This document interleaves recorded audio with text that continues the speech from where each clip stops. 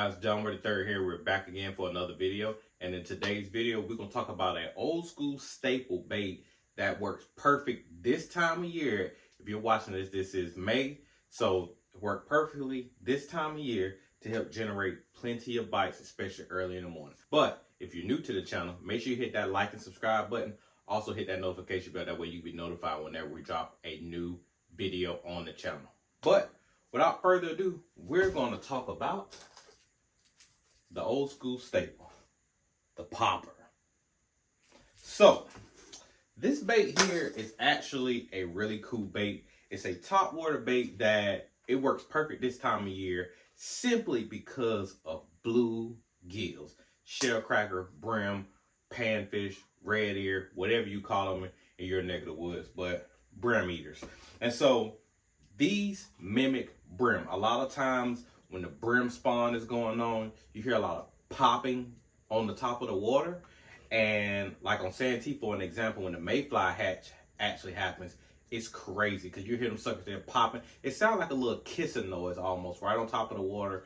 So what happens is, to a bluegill, a bass is of course a predator. But when the bass spawn happens, bluegill will try to eat the fry. And so, which then bass, if you ever pay attention to spawning bass, bass will chase the bluegill out of the bed because the bluegill try to eat their fry. So that's why a popper is a great bait for this time of year. We're going to talk about my setup. We're going to talk about rod, reel, line, and we're going to get into some of the colors that I traditionally throw this time of year. So, jumping into the setup first, we're going to start with the reel. I like to throw it on a custom light shallow spool bait cast reel.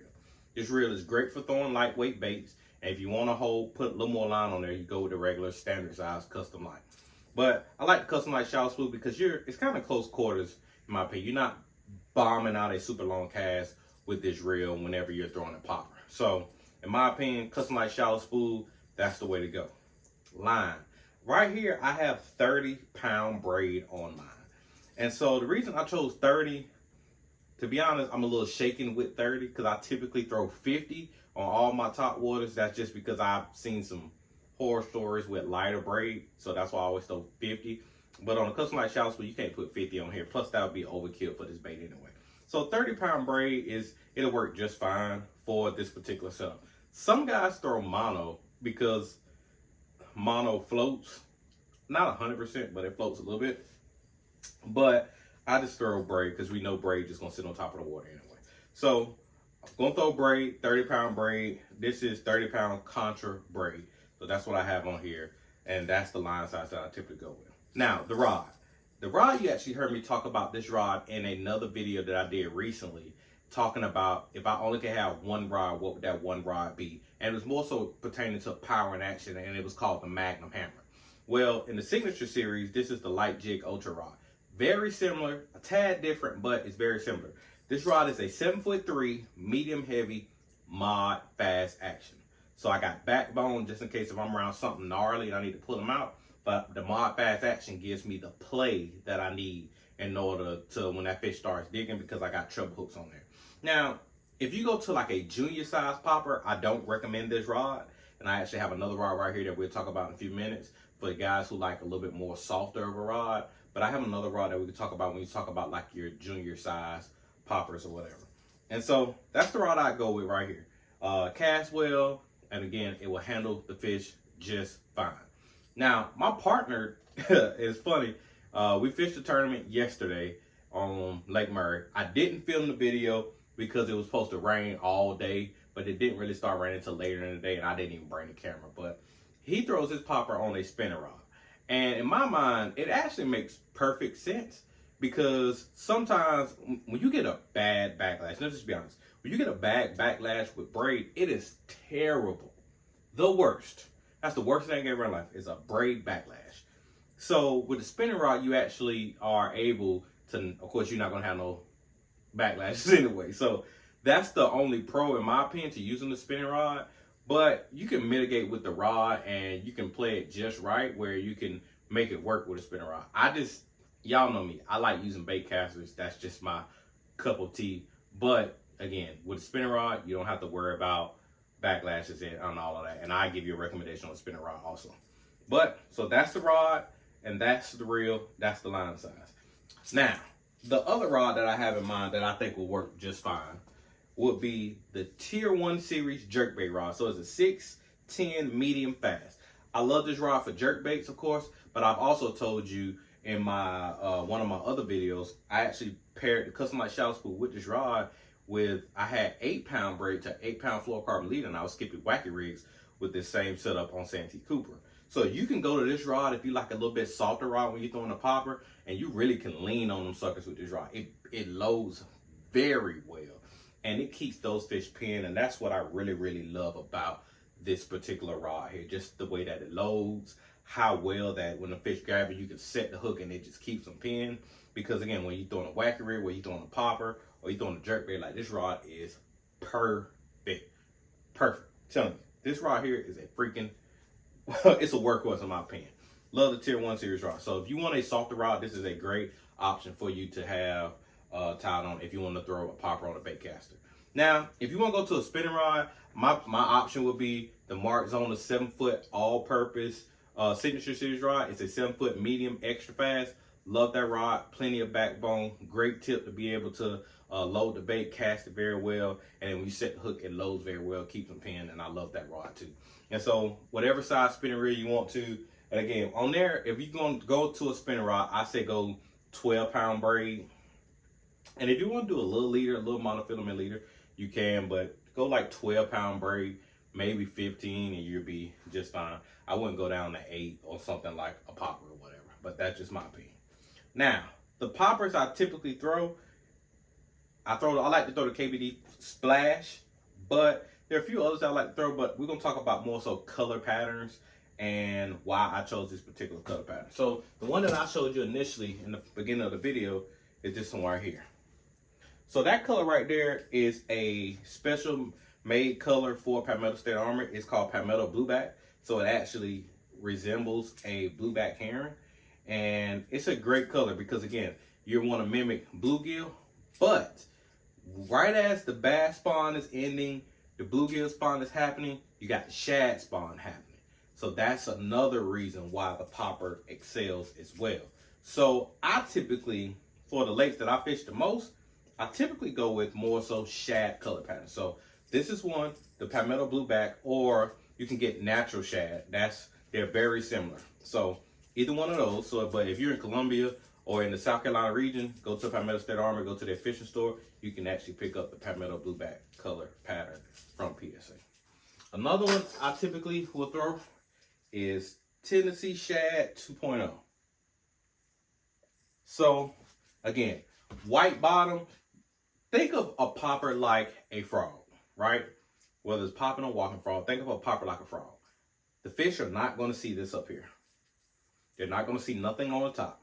That's a visual, in my opinion, for you. They will not see the top of it. They will only see the bottom.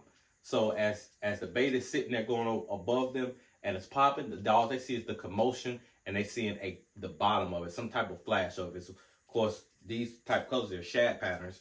So that's all they're going to see. And what they're going to do, they're going to come and grab it. They can't see the top part of this. So anytime you're picking a frog or a popper like that, like this is what you need to keep in your mind.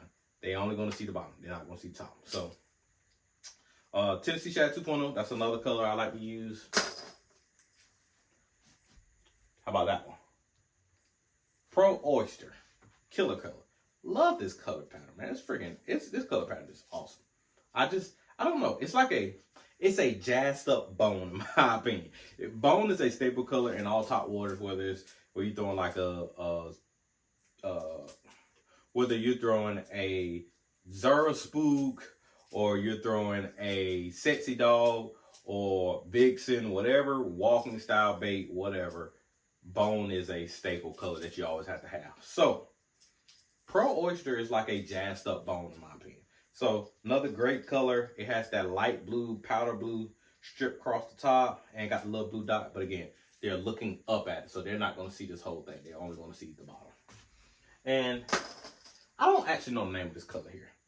But this one here. Oh, Bully. That's the name of the color.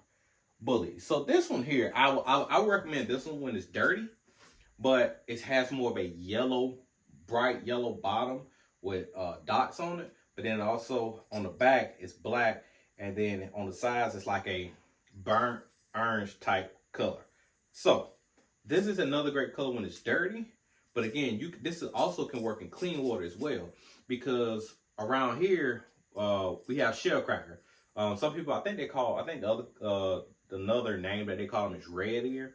But a shell cracker has that yellowish hue to them, that yellow bottom to them. And then especially when the shell cracker are full of eggs, it's like the same exact color. So this color pattern could mimic a shell cracker as well. So dirty or clear water, you can be just fine with this one right here, because again, it can mimic a shell cracker just because of the color pattern. So shad patterns, and then there are also some that you can get these in a black color pattern. I think maybe the color might be called like, I know some people call it like a loon color or whatever, but it's just a black. So a black bottom, black, when the sun is bright and the fish is looking up, it actually will look like more so like a silhouette. So they can't really depict what it is. They just see something causing commotion or stirring up the water above them. So black is another great option. So if you want to keep it real simple, get some type of shad pattern, Tennessee Shad 2.0, Pro Oyster, Palmetto Blueback, Natural Shad, something like that. Maybe you want to get Bully just to kind of mimic a shell cracker, and get something black. That way it more so mimics a silhouette versus you can't really tell, or we hope the fish can't tell what it really is. So a white, a black, and then maybe something with a yellow chartreuse bottom. Either one of those will be great, but I typically go with white, shad spawn. I think that's just a great all-around color that you can go with. And then if you find one a bluegill pattern, again, just keep this in mind. The bass are only seeing the bottom. Just like a frog, they're only seeing the bottom. They're not seeing the top. So whatever that top color is, it don't matter, because bass don't see it. So that is poppers that I use. Again, KVD Splash, the Rebel Pop R, which is the staple that we all know about. It's just like throwing a rattle trap. When you're throwing a red eye shad or whatever, everybody say, what'd you catch them on? A trap. Because it's just the generic name for the bait, even though it was originated by whatever the original name of the bait was called. So we call them poppers, but that's the KVD Splash, but the real name originated from the Rebel Pop R. So great bait.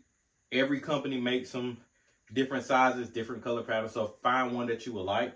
And again, shad patterns or black to mimic a silhouette, that's all you need. Get you the right setup. Again, custom light shallow spool is definitely the reel that I recommend if you want to use a bait cast. Lightweight, or again, your traditional custom light, either one of those will be fine. If you want to have more line on there, you're going to make a long, further cast, go with the traditional custom light. But custom light shallow spool is definitely the recommendation for the reel that I recommend for the bait caster. Spinning reel recommendation, custom light shallow spool, spinning reel. Great drag, love that reel. It's a great option. So just a recap on the bait casting rods. Mark's on the Signature Series, light jig ultra rod. Again, 7.3 medium heavy mod fast. Or in the custom lights, we'll get the Magnum hammer or the Custom Pro Magnum hammer. That's a good option. Or the Tier 1 jerkbait rod. If you would like a softer rod, that's a great option. And then for the spinning rod, Mark's on the all-purpose Signature Series spinning rod. Freaking bomb of a rod. Those are my options and my recommendations. Go pick you up some poppers. Don't matter which ones you go get. KVD Splash, Rebel Pop R, whatever. Go pick you up some poppers. Get you some braid. Get you a rod. Get you a reel. Get out there and find those, whether you're in like around the Santee area or any type of marshy, swampy area around cypress trees.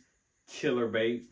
If you have a lake that has a lot of seawalls, great bait, because the brim love to get up on seawalls. Around dock posts, that's good. Grass lines, great option. Anything like that. Get you some poppers, get out there on the water, experiment. Find the color that works best for your lake. Find the right setup. Again, these are what work for me. But again, I'm just giving you the recommendations. So find the right setup, get you some poppers, get out there and go catch some freaking fish. Because I'm telling you, that sucker there generates some big bites. But that's it for today's video. If you like this type of content, make sure you hit that like and subscribe button. Leave a comment down below what other sellers you want to hear me talk about. Also, more on the water footage is coming up. I will be filming the rest of my tournament as long as the weather permits and it's not raining. So make sure you stay tuned for that. If you haven't seen my recent video that I did from tournament, official the men tournament that I had on Murray a couple weeks ago, make sure you go back and watch that video as well, because we will be bringing more on the water content for you. I'm JB3. I got to get back to living the dream. I'll catch you later.